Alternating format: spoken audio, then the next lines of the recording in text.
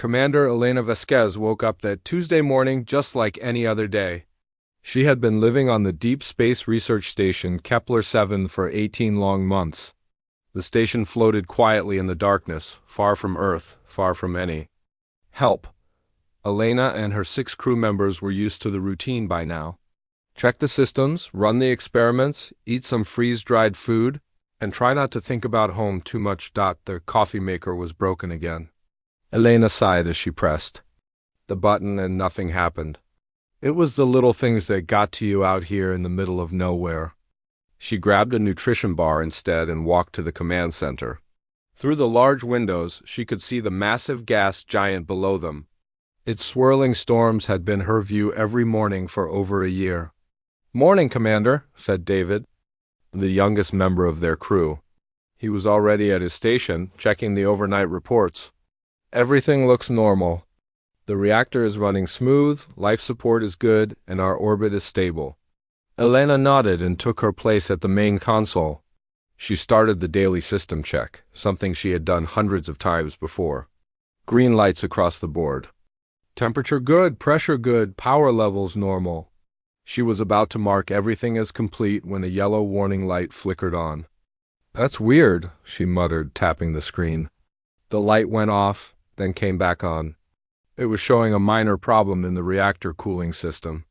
Nothing serious, just a small fluctuation in the coolant temperature. "David, can you run a Level 2 diagnostic on the cooling system?" she asked. "Sure thing, Commander." David's fingers danced across his keyboard. After a few minutes, he frowned. "The diagnostic is showing some unusual readings. The coolant pressure is jumping around. A bit, it's still within safe limits, but it's not normal." Elena felt a small knot form in her stomach.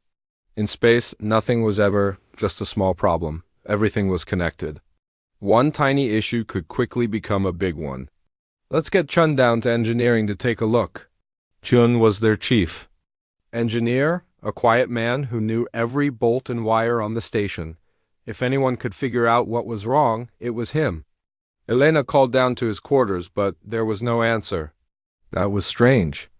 Chun was always awake early.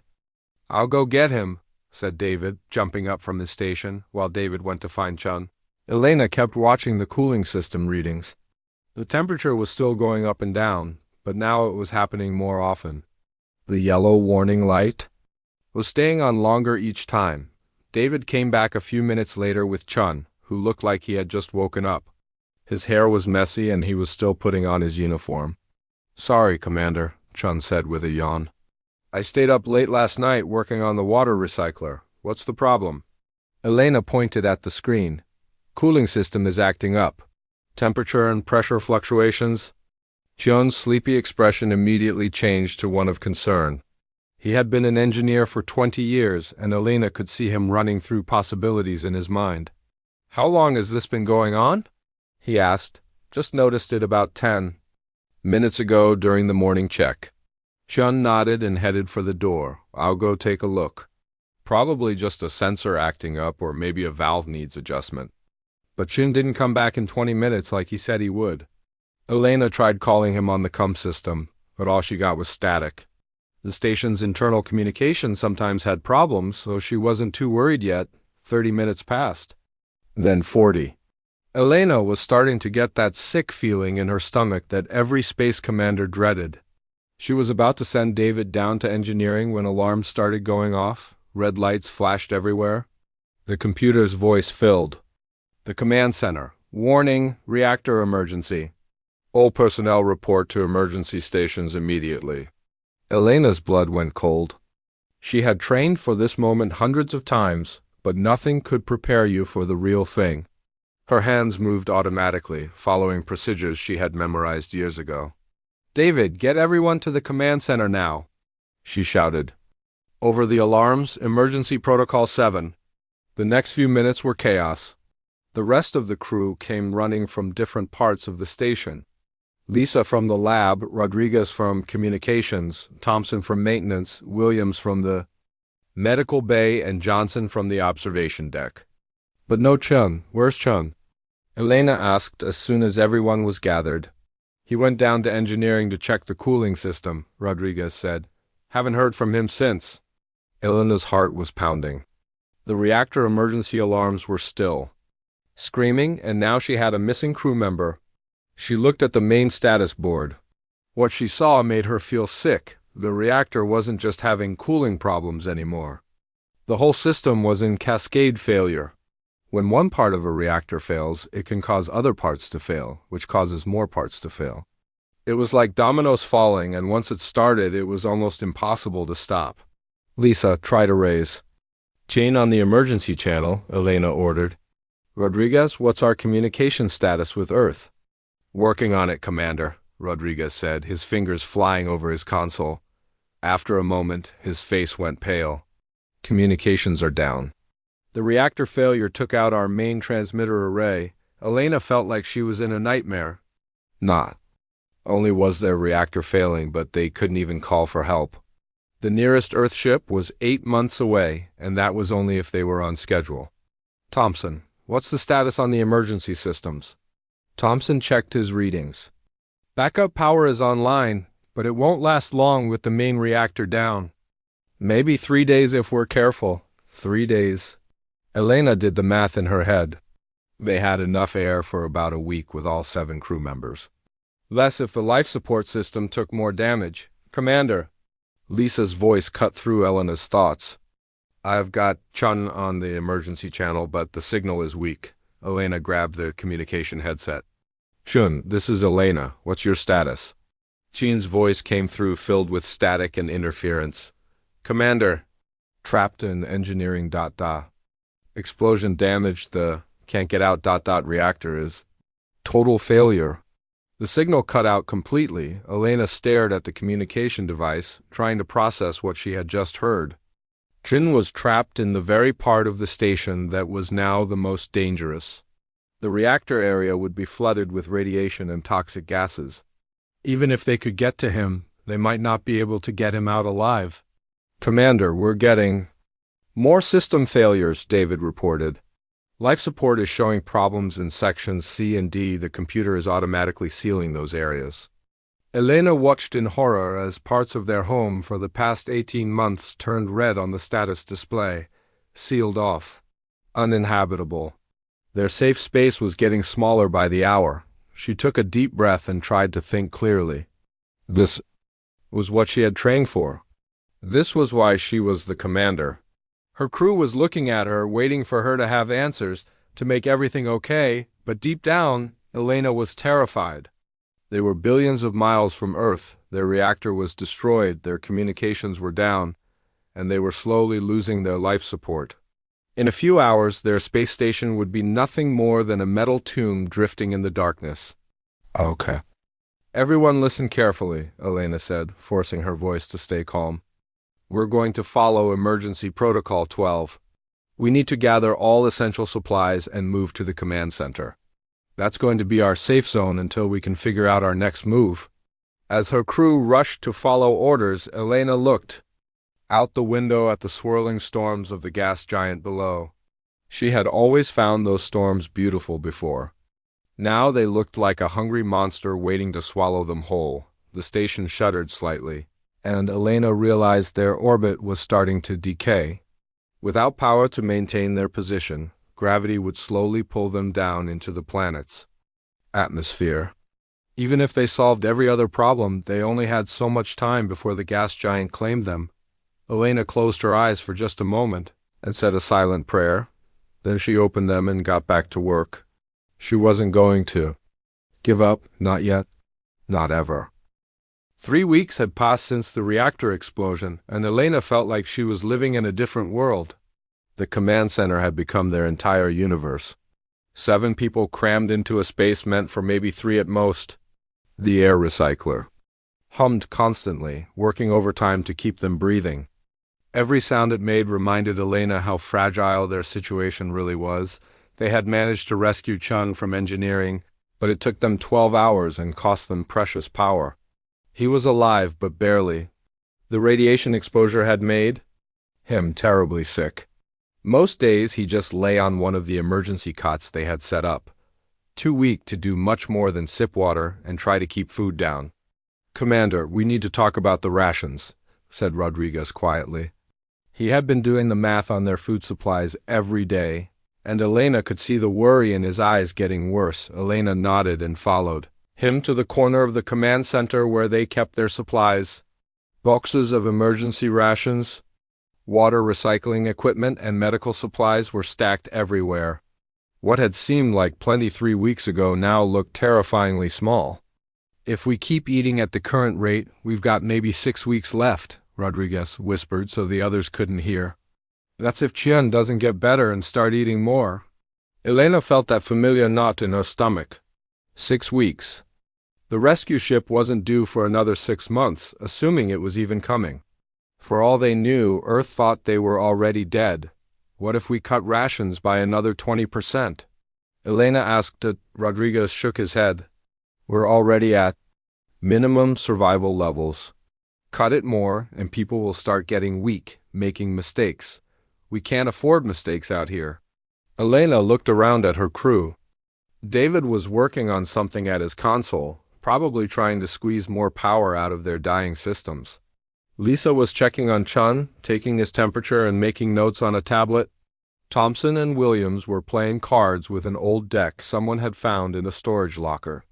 Johnson was staring out the window at the gas giant below. They were all trying to stay busy, trying not to think about their situation, but Elena could see it in their faces, the fear. The growing realization that they might not make it home. "I'll figure something out," Elena told Rodriguez, though she had no idea what that might be. The days blended together after that. Elena started keeping a detailed log, writing down everything that happened.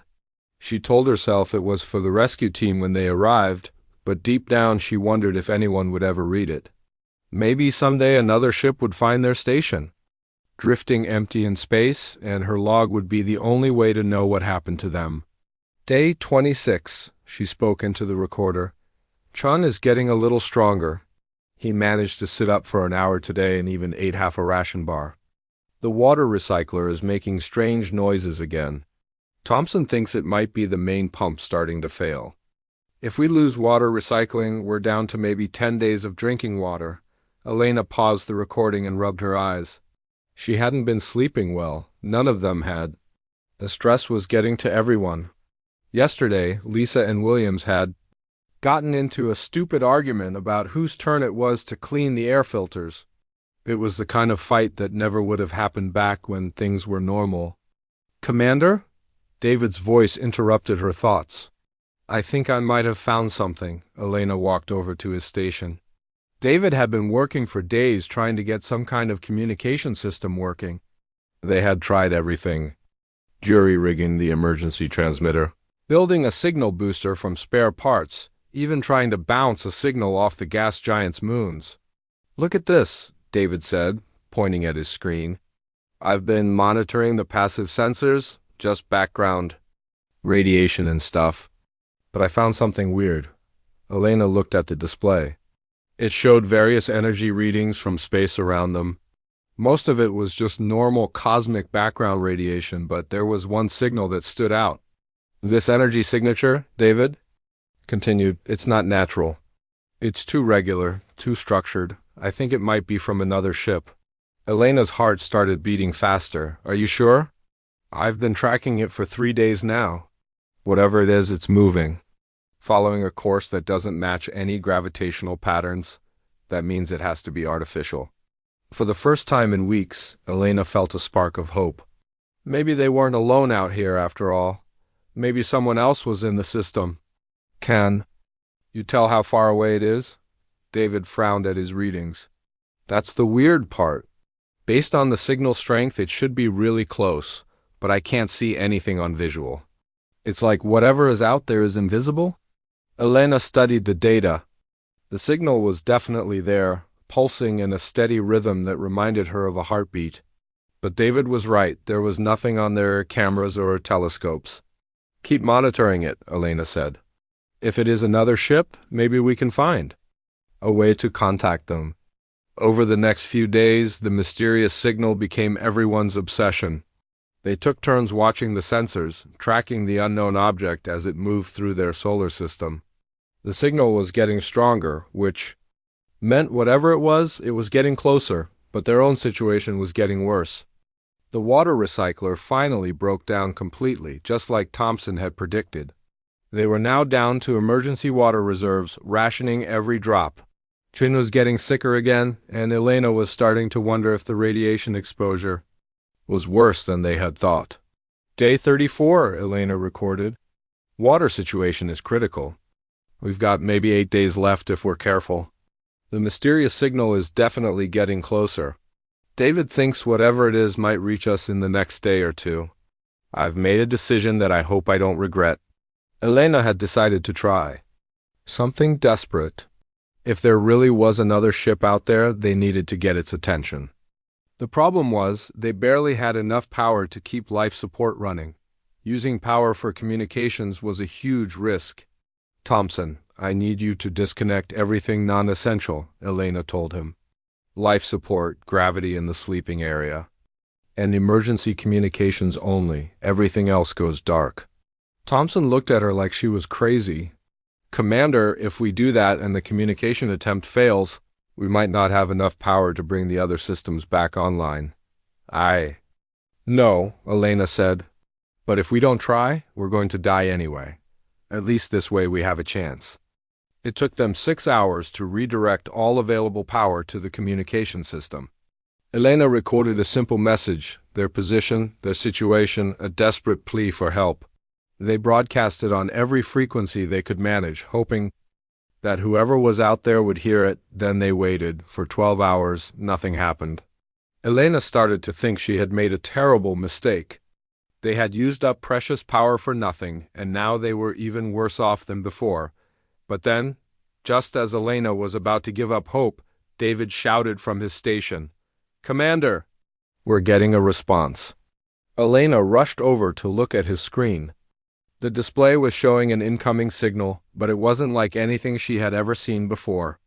The pattern was too complex, too sophisticated to be from any Earthship. "It's not using any human communication protocols," David said, his voice filled with excitement and fear. "Whatever is sending this signal, it's not from Earth." Elena stared at the display, trying to process what this meant. They were about to make contact with something that wasn't human. In all her years of training, she had never prepared for this moment. "Can you decode any of it?" she asked. David was already working on it. "Some of it looks like mathematical sequences. Basic arithmetic, prime numbers, that kind of thing. It's like they're trying to establish that they're intelligent." Elena felt a chill run down her spine. They were no longer alone in the universe.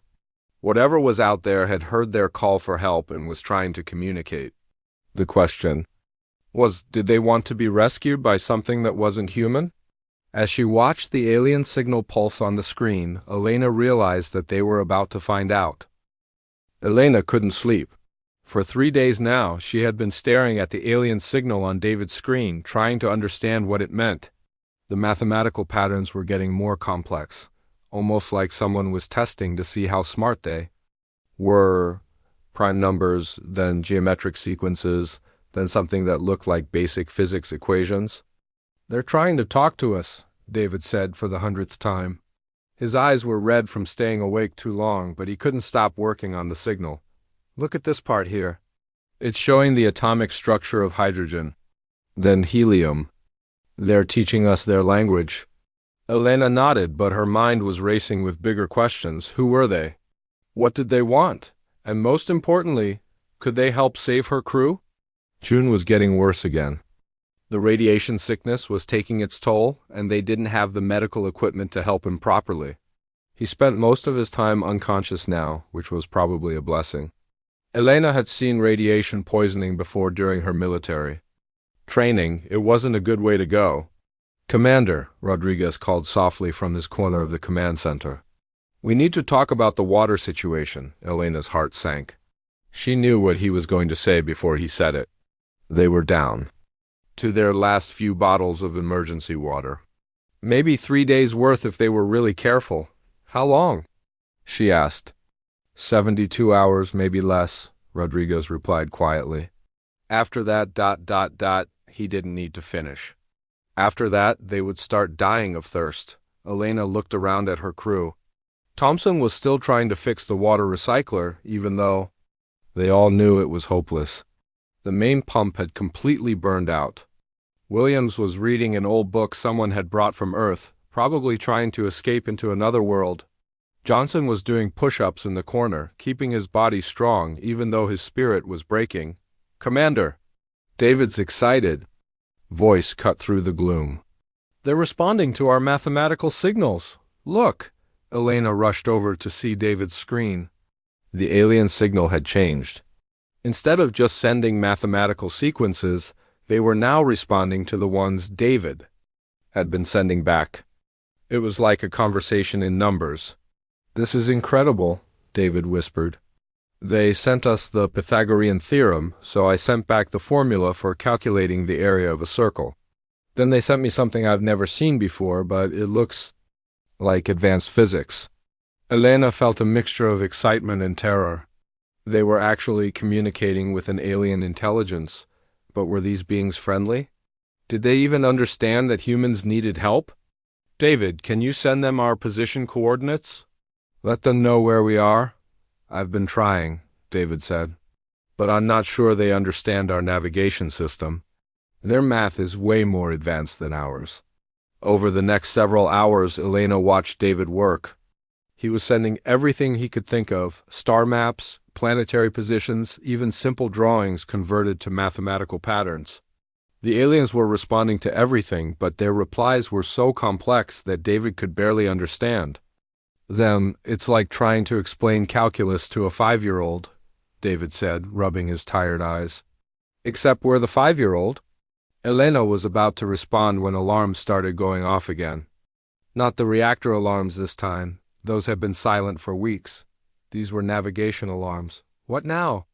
Elena muttered, rushing to the main console. The navigation display showed something that made her blood run cold. Their orbit was decaying faster than they had calculated.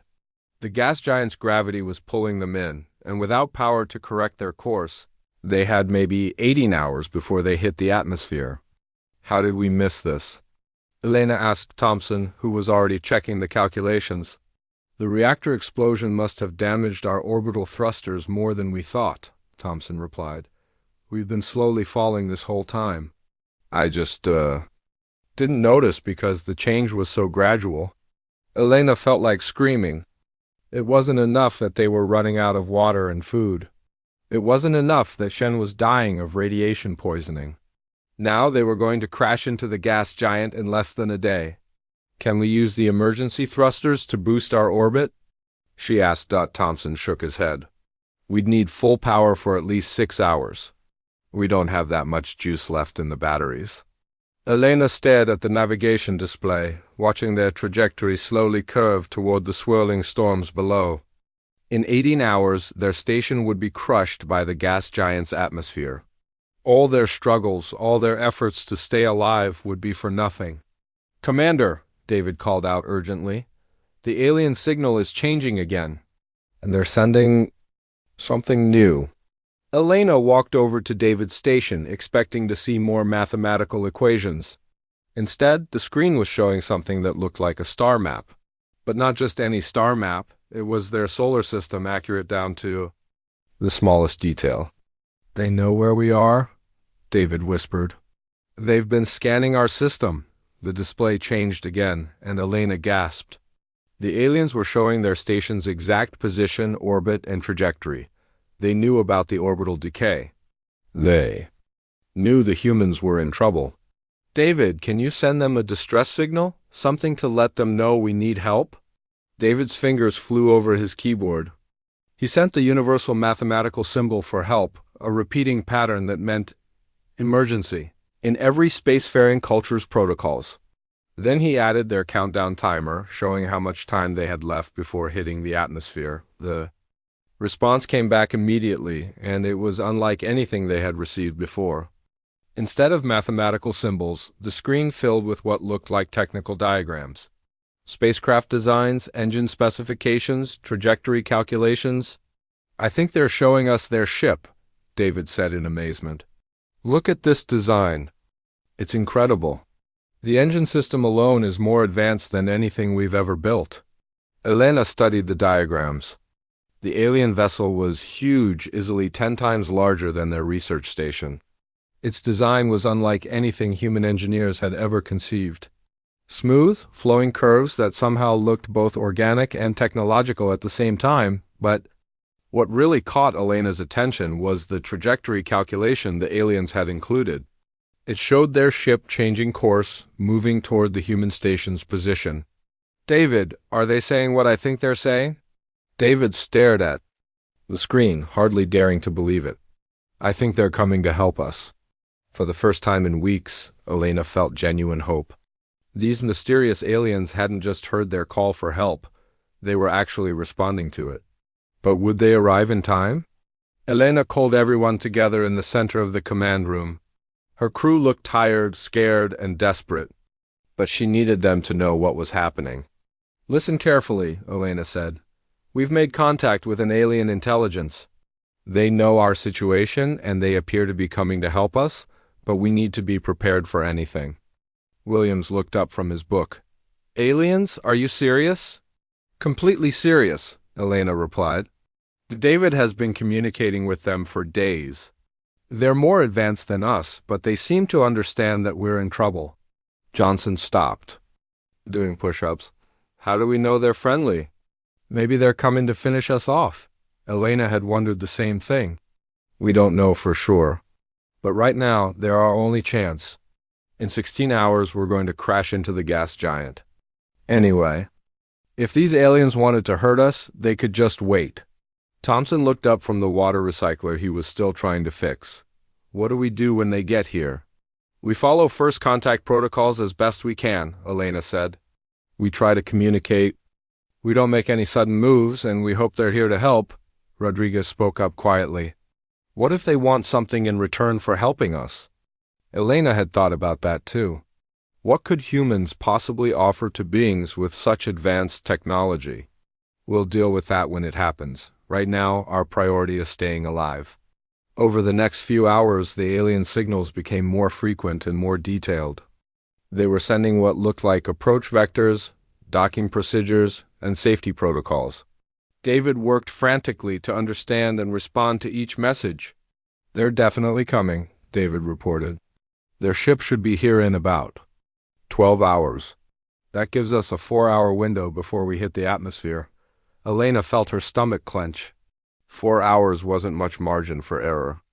If something went wrong with the alien rescue, they would still end up falling into the gas giant. As if reading her thoughts, Chun suddenly spoke up from his cot. His voice was weak, but his mind was still sharp. Commander, we should prepare for the possibility that their rescue attempt might fail. Maybe we should consider using the escape pods. Elena had thought about the escape pods, but they were designed for short-term emergencies only. In deep space, they would just be smaller tombs drifting in the void. Still, Chun was right. They needed backup plans. Thompson, check the escape pods. Make sure they're ready to launch if we need them.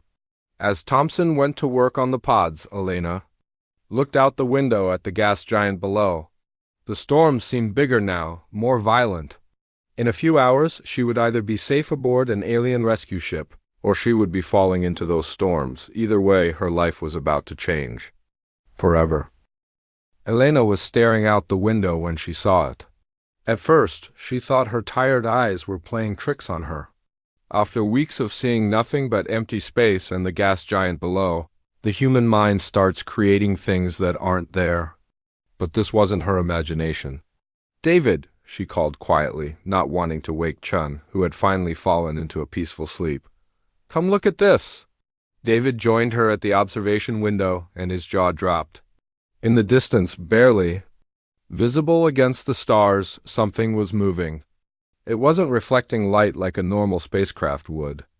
Instead, it seemed to be glowing softly from within, like a jellyfish floating through the ocean depths. Is that them? David whispered. Elena nodded, unable to speak. The alien ship was unlike anything she had ever imagined. It moved with an impossible grace flowing through space as if the laws of physics didn't apply to it.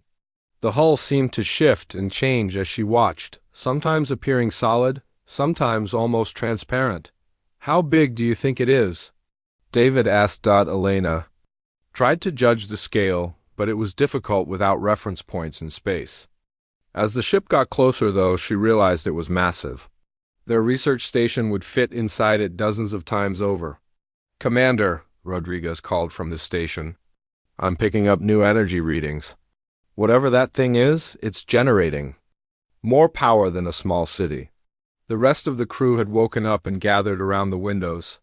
Even Chun had managed to sit up on his cot to get a look. Everyone was silent, watching the alien vessel approach. "It's beautiful," William said. Softly. Elena had to agree. Despite her fear, despite everything that could go wrong, the alien ship was the most beautiful thing she had ever seen. It moved like it was alive, pulsing gently with inner light. Strange patterns flowed across its surface, like thoughts made visible. "David, are you still getting signals from them?" Elena asked. "Yes, but they're different now," David replied, hurrying back to his console. "The mathematical patterns have stopped. Now they're sending something that looks like... I don't know how to describe it. It's like music, but made of numbers." Elena listened to David try to decode the new signals. Outside the window, the alien ship was getting closer. She could see details now that made her head spin. The ship's surface wasn't solid metal like human spacecraft. It looked organic, almost like living tissue. Parts of it pulsed rhythmically, like a heartbeat. "Commander," Thompson called from the escape pod bay. "The toads are ready if we need them. But honestly, I don't think they'll do us much good. We're too far from any safe harbor." Elena nodded. The escape pods had always been a last resort. Now, with the alien ship approaching, they might not need them at all. The question was whether these aliens were here to help or for some other reason. Suddenly, the alien ship stopped moving. It hung in space about a kilometer away from their station, close enough that Elena could see incredible details on its surface. What she had thought were random patterns were actually incredibly complex designs. It was like looking at a work of art that was also a piece of technology. "David, what are they sending now?" Elena asked. David's face was pale with concentration. It's like they're asking permission. The signal pattern keeps repeating and it feels like a question." Elena thought about this. The aliens were asking permission for something. Maybe to come closer? Maybe to dock with their station? Send them an affirmative response, Elena decided. Whatever they're asking, tell them yes. David sent a simple, mathematical pattern that meant agreement in their established communication system. The response was immediate and surprising.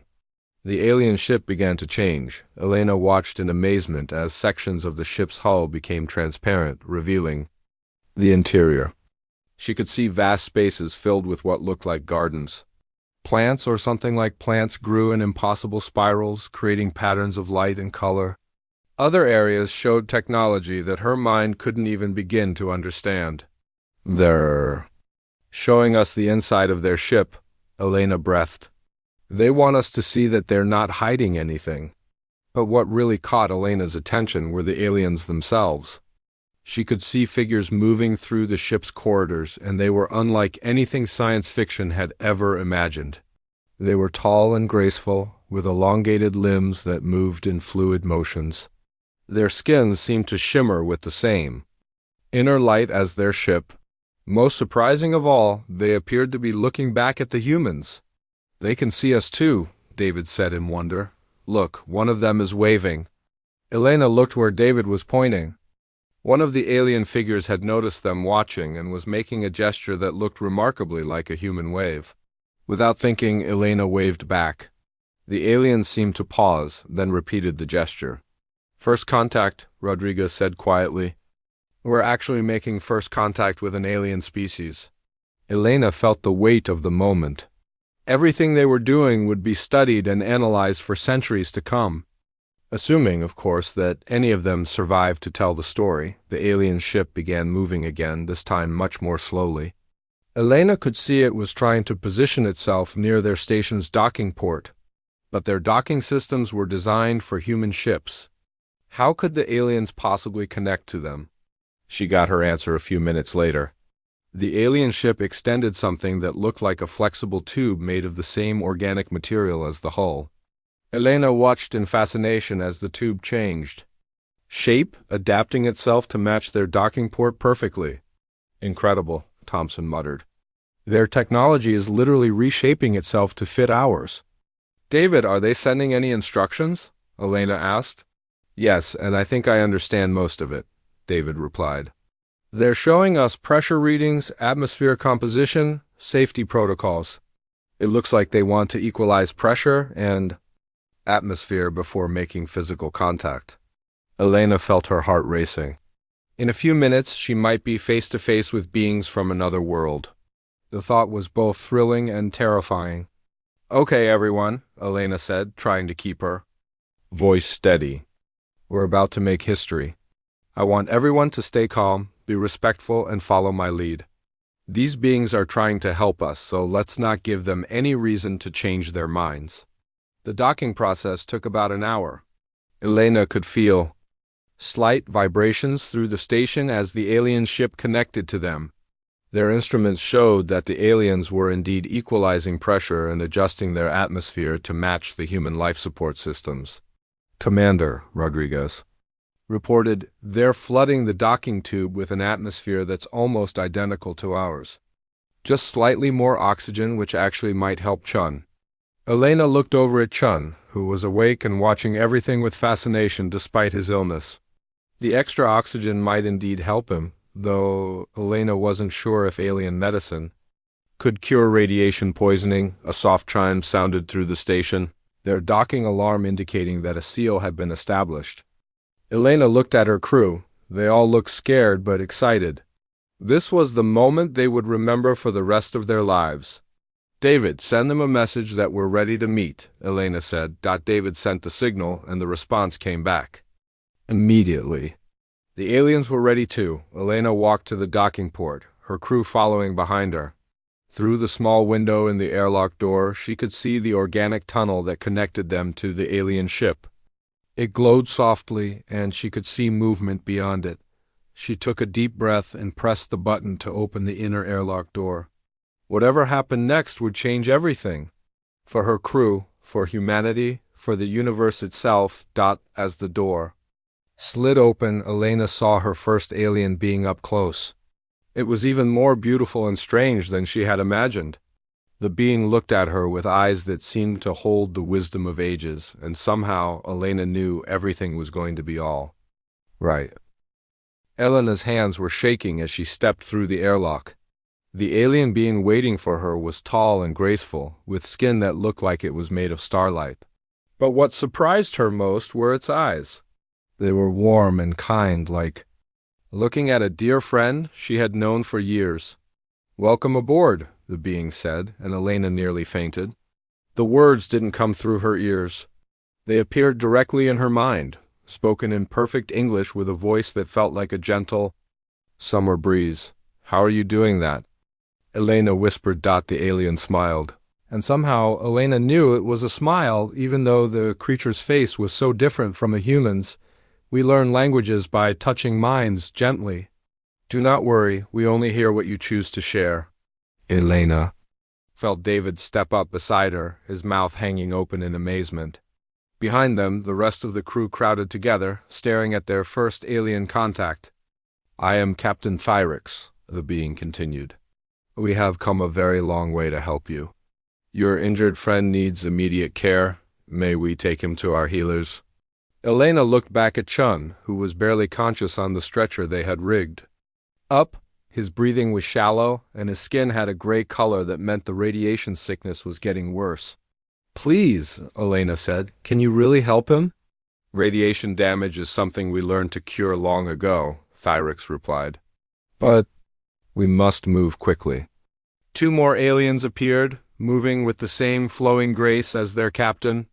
They approached Chun carefully, their movements so gentle it was like watching dancers.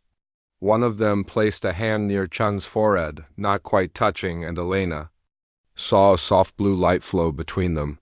He will sleep now, the alien said. The pain is gone. Our healers will begin treatment immediately. Elena watched in amazement as they lifted Chun without seeming to touch him.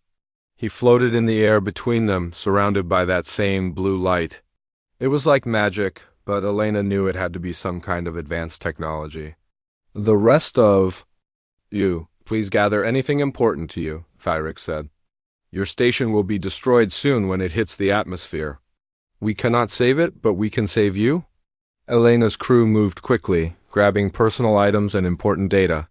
Elena herself took only one thing, a photo of her family back on Earth. Everything else could be replaced, but that picture was irreplaceable.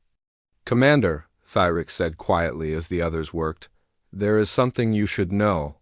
Helping you breaks our most important law. We are forbidden from interfering with younger species. Elena felt a chill. Then why did you come? Because, Thyrix replied, some things are more important than rules. Your crew showed such care for each other during your crisis. You refused to abandon your sick friend. You shared your last water equally, even when you were dying of thirst. We have seen many species in our travels, but few show such compassion when facing death. Elena didn't know what to say. She had just been doing what felt right. Come, Thyrix continued, let me show you our home. Stepping fully onto the alien ship was like entering another world. The corridors were wide and curved, with walls that glowed softly from within. The air was clean and fresh, smelling like flowers and rain. Everything felt alive, as if the ship itself was breathing. Your ship, Elena said in wonder. It feels like it's alive. It is, Thyrix replied. We do not build ships, we grow them. They are our partners, not just vehicles. This ship has been with me for over 300 of your years. Elena tried to imagine living for 300 years, traveling through space with a living ship. The idea was overwhelming. They entered a vast chamber that took Elena's breath away. It was like stepping into the most beautiful garden she had ever seen, but unlike any garden on Earth. Plants with leaves that shimmered in colors she had no names for grew in impossible spirals. Streams of water flowed through the air, defying gravity, while creatures that looked like living rainbows swam through the floating pools. This is incredible, William said, his voice filled with wonder. He reached out to touch a plant that chimed like a bell when his fingers brushed its leaves. Every ship carries a piece of our homeworld, Thyrix explained. We are explorers, always traveling, but we never forget where we came from. Elena watched her crew spread out through the garden. For the first time in weeks, she saw them smile and laugh. David was talking excitedly to one of the rainbow creatures, which seemed to be responding to his words. Rodriguez was examining a flower that changed colors as he watched. Even Thompson, who was usually gruff and practical, was grinning like a child as he watched water flow upward into impossible shapes. Thyrix, Elena said, I need to ask you something. Why did you really save us? You say we showed compassion, but surely other species have done the same. Thyrix was quiet for a moment, and Elena sensed sadness in the alien's thoughts. Long ago, my people faced extinction. We were explorers like now, but our ship was damaged far from home. We were dying slowly, just as you were. Another species found us, beings we had never seen before. They had no reason to help us, and their own laws probably forbade it. But they chose to save us anyway. Elena began to understand. We have spent centuries trying to honor that gift, Thyrix continued. We explore the galaxy, we learn about other species, but we always follow the rule of non-interference. When we heard your distress call, it broke our hearts. But our laws were clear. What changed? Elena asked. You did, Thyrix replied simply. We monitored your communications during the crisis. We heard you refuse to give up even when everything seemed hopeless. We watched you care for your injured friend, even when it meant using resources you needed to survive. You risked everything to contact us, not knowing if we would help or harm you. Your actions remind